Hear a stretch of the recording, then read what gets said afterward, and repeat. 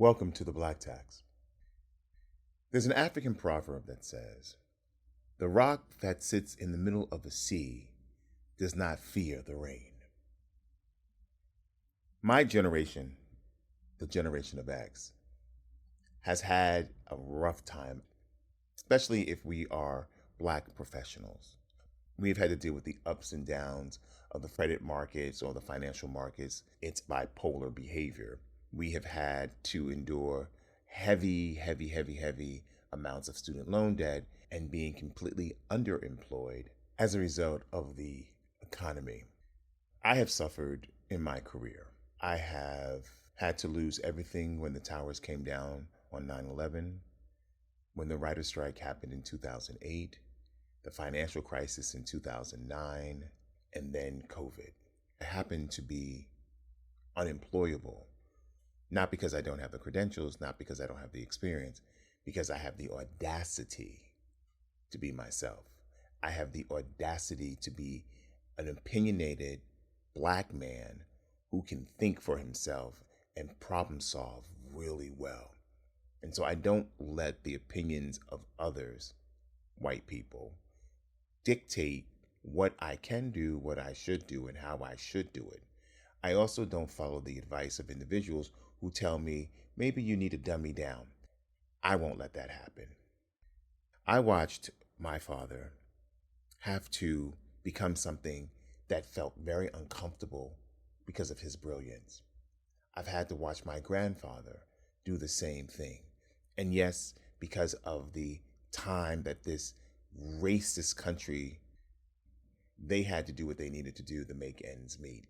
I'm the first generation where all the inalienable rights granted to its citizens are apparent for me.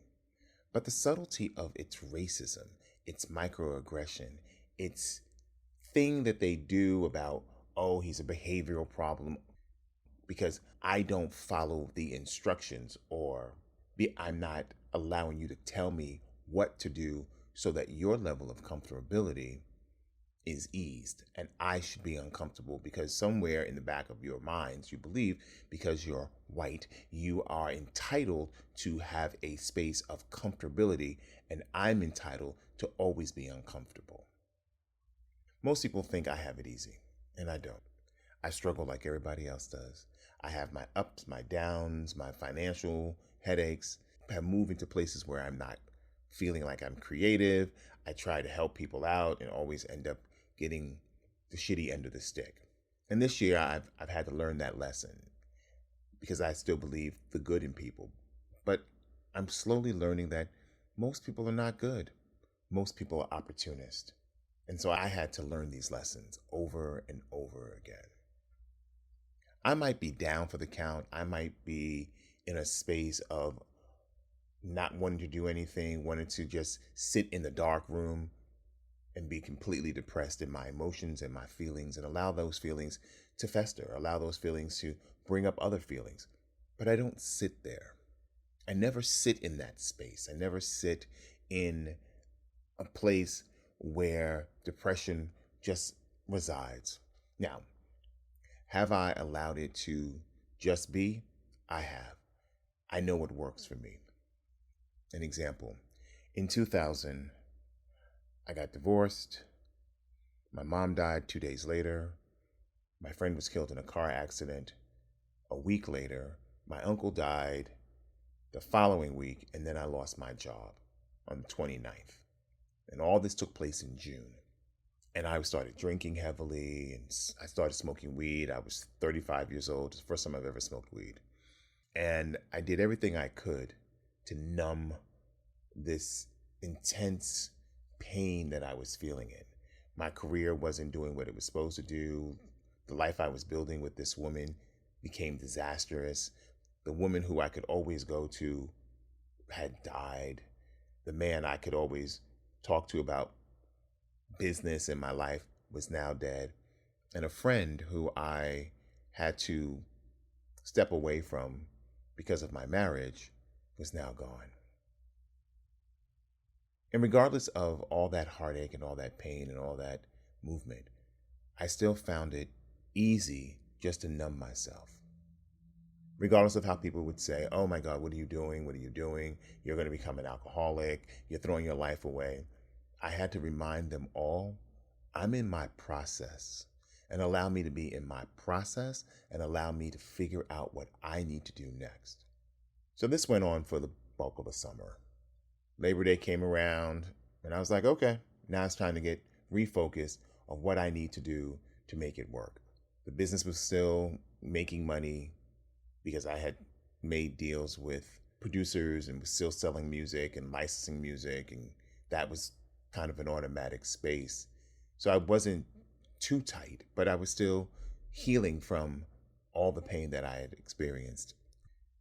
Only to have another tragedy happen the following year when all the work that I had put together in building this hybrid intellectual properties firm fell apart when the towers came down. It is interesting when you think about who you are, why you are, and what you are. I have a level of tenacity that annoys people. I'm never down. Even when I am down, I always have something I can do to turn it all around. I believe the glass is always half full. I believe in me more than anything else. And regardless of time, my age, my goals, what I've achieved, what I haven't achieved, and what I will achieve, nothing, and I do mean nothing, ever gets me to a point where I want to throw my hands up and walk away. There are those who think that me moving back to New York is an admission that I couldn't make it in LA. It wasn't that I couldn't make it in LA. I don't like LA. I've never liked LA. I don't like the fake, the phony. I don't like the games you have to play. I don't like the innuendos, the sexual advances, the games people play just so they could have a level of power over you. That's not cool. I don't need to put myself into that situation. So I made the decision to move back to New York. Now, mind you, that decision was made when I first moved to LA. My plan was simply this.